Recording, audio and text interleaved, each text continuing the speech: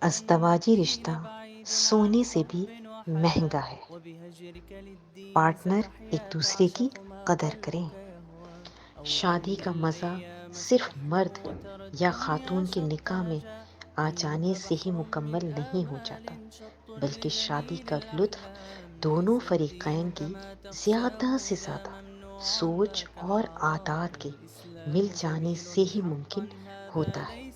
100% کوئی نہیں مل پاتا، مگر زیادہ سے زیادہ جس کپل کی سوچ مل جائے نا، وہی کپل شادی کا صحیح لطف مرتے دم تک اٹھاتے ہیں، ورنہ شادی شباب نہیں، عذاب بنتی، بے حال مستقبل سب خراب کرتی ہے، بیمار کرتی ہے، ذہنی جسمانی بیماریوں کی وجہ بنتی ہے۔ چاہے مرد ہو یا خاتون، دونوں متاثر ہوتے ہیں۔ اس کے بعد بچوں کا مستقبل بیمار نظر آتا ہے۔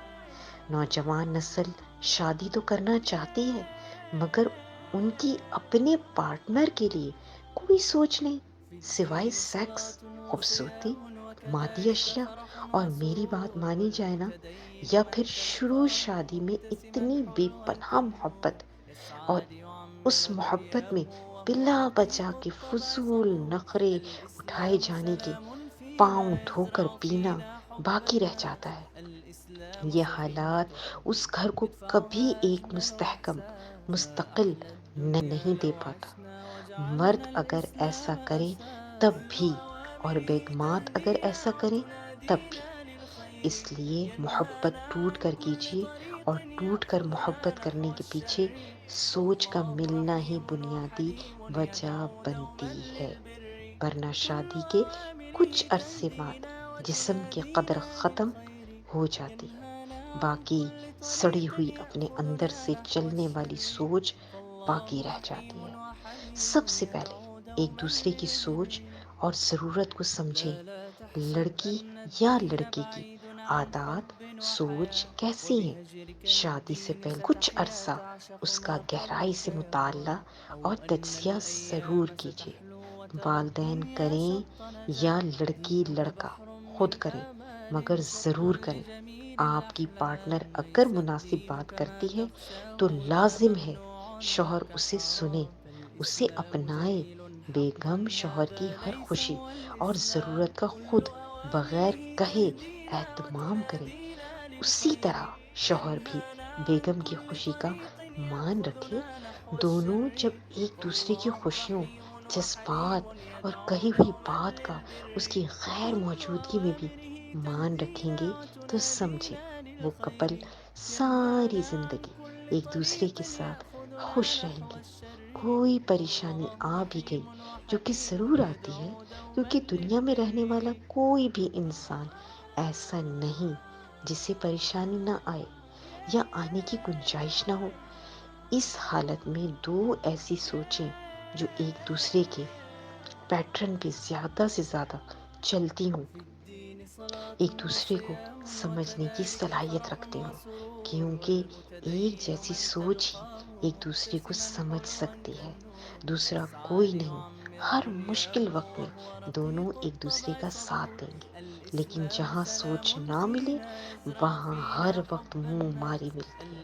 ایسے رشتوں میں صرف خواری ہی خواری نظر آتی ہے۔ زندگی مرتے مارتے گزاری جا رہی ہوتی ہے، مصروفیت بڑھا لی جاتی ہے، جس میں گھر نہیں بلکہ باہر رہنا زیادہ پسند کیا جاتا ہے۔ دوست، احباب یا پھر موبائل، اور ہم بس زندگی یہیں تک منجمد ہو کر رہ جاتی ہے۔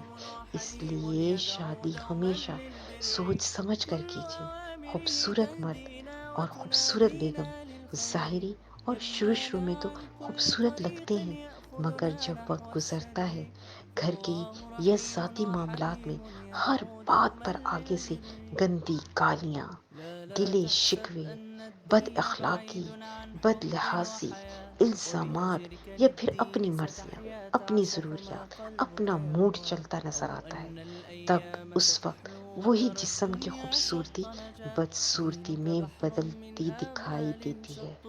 چھوٹی چھوٹی سی بات پہ جب ہر وقت بد کلامی چلتی رہتی ہے، دل سڑتے ہیں، ذہن ڈپریشن نظر آنے لگتا ہے، تب سمجھ آتی ہے شادی کر لینا ہی صرف مشن کا پورا ہو جانا یا فرض کی ادائیگی نہیں ہے، بلکہ ایک گہری سوچ اور سمجھ رکھنے والا پارٹنر ہی اس ازدواجی رشتے کو سونے کی طرح مہنگا بھی بناتا ہے، اس میں پھل پھول بھی اگاتا ہے، اور ایک جاہل، خود پرست، سست کاہل، غیر ذمہ دار اور چھوٹی سوچ رکھنے والا پارٹنر زندگی کے ہر معاملے میں کچرے کی طرح بدبو دینے لگتا ہے۔